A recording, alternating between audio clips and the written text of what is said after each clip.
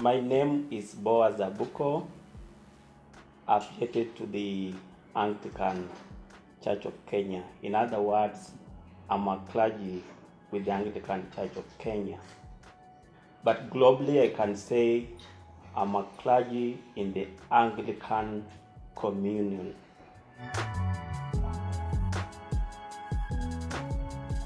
The Anglican Church is coming from a background of patriarchy. When I say patriarchy, I mean leadership in the Anglican Church has been predominantly been defined from a masculine point of view. And for instance, if I look at the constitution that guides the Anglican Church of Kenya, there is much of masculinity because it talks of he. The assumption there is, a man is the overall leader. When I talk about leadership, I can say quite a number of dioceses or parishes, they are now trying to improve, to incorporate women leadership in the church management. Indeed, we have what we call Mother's Union. It is abbreviated as MU. This is an organization within the church that brings on board women. Of course, we have those who qualify to be members of the Mother's Union, but largely it is a forum that women come together, they discuss issues that are affecting women, and they look at the spirituality of the Anglican Church in the areas of women. So I can say it is a forum where women come together to discuss their issues within the church context.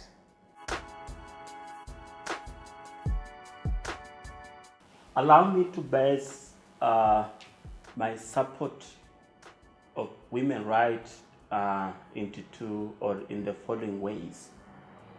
I'm going to use the biblical concepts, and I'm also going to use the legal framework. The biblical concepts, and in this regard, I talk about the creationism doctrine, which is taken from the book of Genesis. When we are talking about the creation, when we look at the doctrine of creationism, we are able to learn that both a man and a woman, they all share the same eternity. Of course, God is creating man and a woman in his image. Despite the language used there is man, but man is just generic. It includes the male and the female. And so for me, the rights of women emanates from the doctrine of creation, because when God is creating mankind, he doesn't treat women as a less creature compared to a man. There's that uniformity from that particular aspect. And also, when Paul is talking about issues of equality,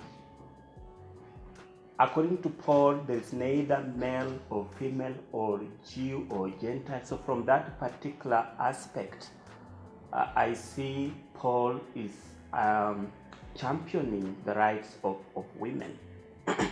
Now, from the legal concepts, and I will base my argument in the chapter 4 of the Kenyan Constitution, the one that talks about the Bill of Rights. And in this regard, I want to look at Article about 27, not really, but within that particular chapter, the language that is used there, it talks of equality, so that there will be no discrimination of either sex.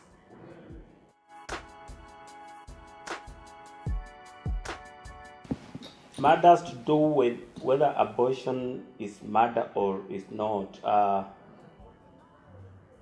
Actually, they really came on board during the making of even the Kenyan Constitution. And to be more precisely, if I look at chapter Article 26 of the Kenyan Constitution, the one that talks about the beginning of life and so on and so forth.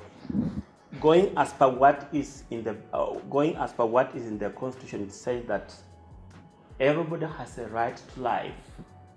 But again, if you continue reading that particular article, we have circumstances under which abortion is permitted. Now, it's not now my right here to start saying that now it can be permitted in this particular way, but the legal framework of this country can actually it gives some conditions through which abortion can be justified. For instance, if the life of the mother is in danger, the Constitution, under which I'm having it here, it provides that particular provision. So for me, coming from the church background, I cannot just wake up and say from the pulpit that abortion is murder. First of all, there are quite a number of factors I have to put into consideration. Now, coming from the religious point of view, once again, the Bible tells us that I was created that God knew when I was being created. So which means the Bible also puts some standards, or the Bible prescribes for me a certain measure through which I should use to judge the sanctity of life. And this puts me in a quagmire because I have to really find out where should I stand, me as a priest or me as a religious leader. Where should I stand while talking about the issue of abortion? So I have to look at what the law talks about issues of abortion. I have to look at what the scripture talks about terminating a life. And then from there, I think I can make an informed opinion. To this point, I would wish I want to challenge the pastors or the preachers who just stand at the pulpit and say abortion is murder. We really need to ask ourselves, where are we coming from? And what is the reality in the society? Because speaking in that particular position in one way or the other, it's like you are stigmatizing people once done it. Therefore, my advice to such preachers is let them bring medical officers, or let them bring people with the right information who can really speak about issues to do with abortion. Otherwise, we cannot afford to claim the monopoly of the knowledge, even as we serve God and humanity.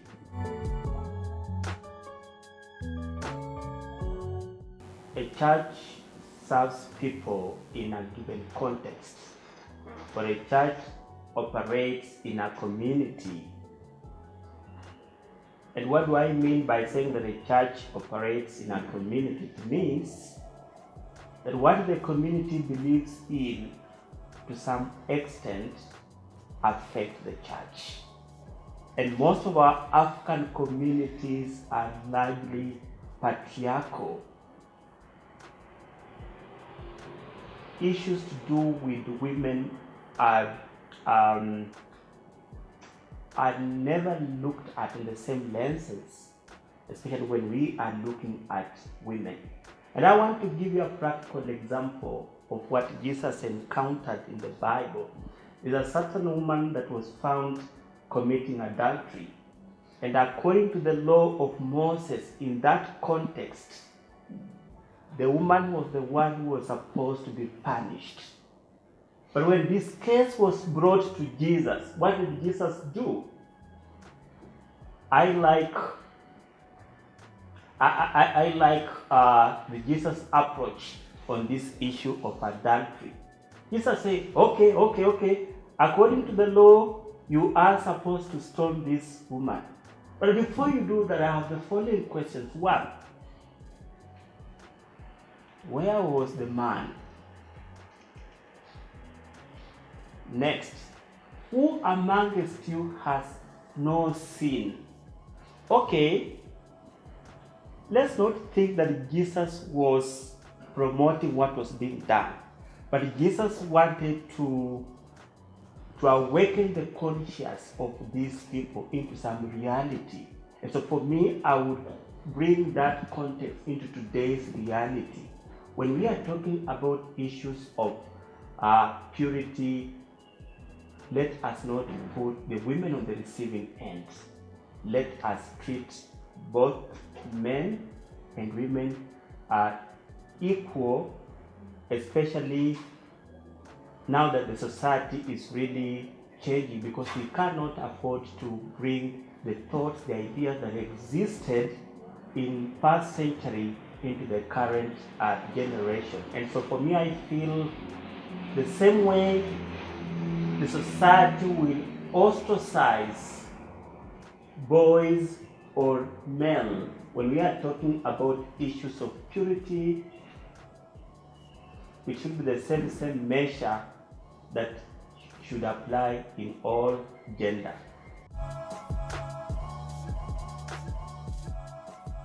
Issues of teen pregnancy has always been there with us, and that is the reality of the matter. The issue of COVID-19 only escalated what has always been happening. And so for me, I think it's very much important for the knowledge to be dispensed, for the knowledge to be brought to these affected groups so that they know what lies ahead of them if they happen to indulge themselves in premarital sex or sex that results into such a thing. So for me, I would really watch for that particular idea to be introduced in the church setup. But again, I think issues, and schools as well. And for me, I think COVID-19 has taught us some lessons, especially as church leaders. One of the lessons that we've been taught as church leaders is perhaps we need to go back on the drawing board and ask ourselves, what are some of the programs we have for the young people? And what is the content are we really giving to the young people? So we need to evaluate our programs, we need to evaluate our teachings, we need to evaluate on how we have to handle young people who happen to become victims of what we are talking about, so that we do not ostracize these people when they happen to become victims of that.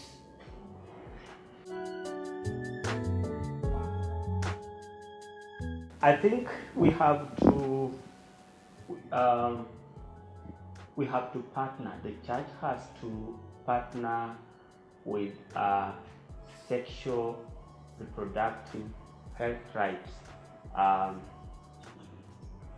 organizations, so that actually we bring this knowledge to the members of the church, and particularly to a section of the congregation that is vulnerable or that is likely to become a victim of what we are talking about. And so for me, I think it is a high time that the church should initiate this conversation.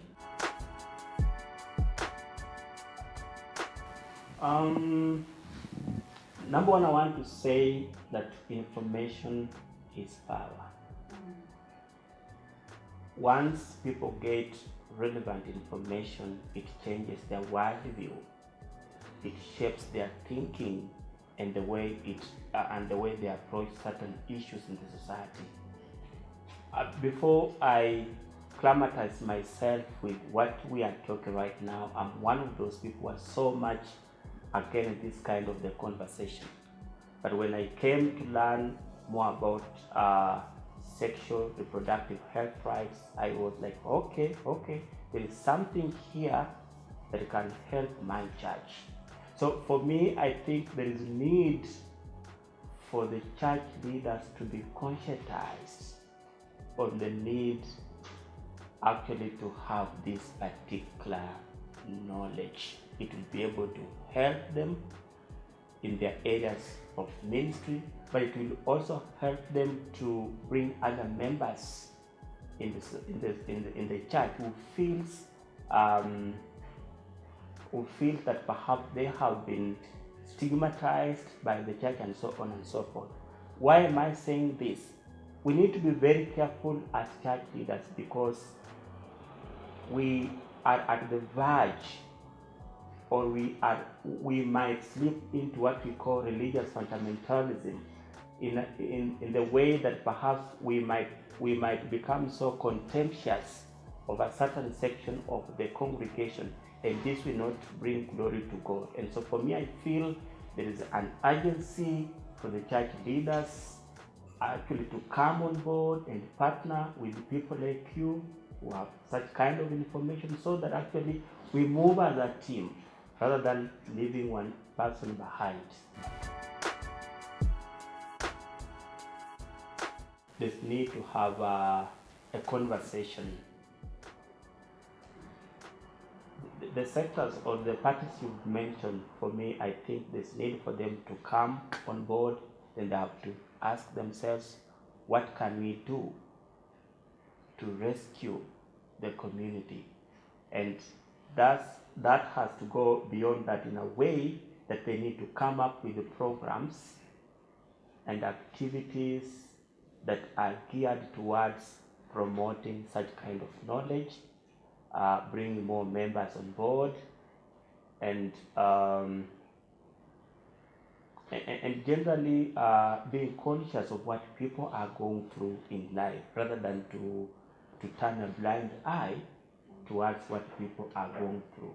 The church cannot afford to stand aloof when we are talking about issues that are affecting humanity. The church has to sit down, the church has to be bold enough, and the church has to address all facets of their believers. The church has to ask themselves, what are these people going through? The church has to put itself in the shoe of these particular people and ask themselves, how best can we help these particular people? I think the church has to think twice. They have to improve on the goods and services that they are offering to their people. In most cases, the church is always known with only one goods or with only one service, which is the gospel. I think it's a high time the church should sit down and think about what else can they give back to the society that can help transform the society that we are living in today.